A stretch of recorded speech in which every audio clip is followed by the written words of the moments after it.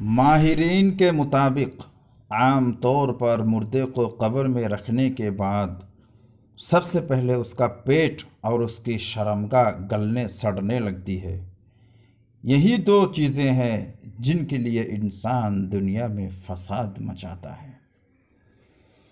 پھر انسان کی پھیپھڑے سڑتے ہیں جن کی وجہ سے منہ سے تعفن اور بدبو اٹھنے لگتی ہے۔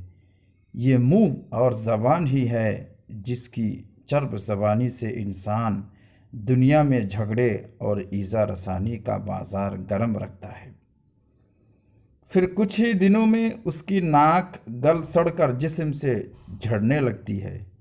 یہ وہی ناک ہے جسے دنیا میں اونچا رکھنے کے لیے انسان لوگوں کی حق تلفی کرتا رہتا ہے۔ پھر نیلی اور سبز رنگ کی مکھیاں پیدا ہو جاتی ہے اور سفید رنگ کے کیڑے تقریباً سارے جسم کو ڈھانپ لیتے ہیں۔ پورے جسم سے بدبو اس قدر اٹھتی ہے کہ اگر قبر کو کھول دیا جائے تو دور تک بدبو سے لوگ بھاگ جائیں۔ پھر بالوں کا جھڑنا شروع ہو جاتا ہے۔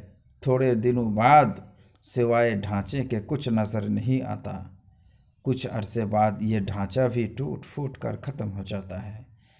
یہ اسی جسم کی کہانی ہے جسے دنیا میں ہم بہت سنوار کر رکھتے ہیں اور یہ مسلسل اللہ کی نافرمانیوں میں استعمال ہوتا رہتا ہے۔ والدین توجہ فرمائے، جس بچے کا مذاق اڑایا جاتا ہے وہ بزدل بن جاتا ہے۔ جس بچے پر اعتبار نہیں کیا جاتا وہ دھوکہ دینا سیکھتا ہے۔ جس بچے پر تنقید کی جاتی ہے وہ کوشش کرنا چھوڑ دیتا ہے۔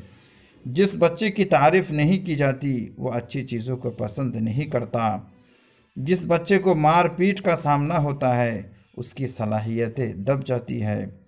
اپنے بچوں سے یوں کہا کرو، اب سو جاؤ، صبح فجر کے لیے اٹھنا ہے۔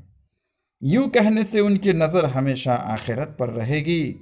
ایسا مت کہو کہ سو جاؤ، صبح اسکول جانا ہے، کیونکہ یوں کہنے سے ان کا مقصد دنیا داری ہی رہے گا۔ اس پرفتن دور میں اپنے بچوں کو جب بھی گھر سے باہر بھیجیں تو گھر سے نکلنے کی مسنون دعا اور 11 بار یا حفیظ یا سلام پڑھنے کی ضرور تلقین کریں، اور اپنے بچوں کو حفاظت کی نیت سے خود بھی پڑھے۔ انشاءاللہ بچے باحفاظت اور باسلامت گھر لوٹیں گے۔ دعا: بسم اللہ توکلت علی اللہ لا حول ولا قوة الا باللہ۔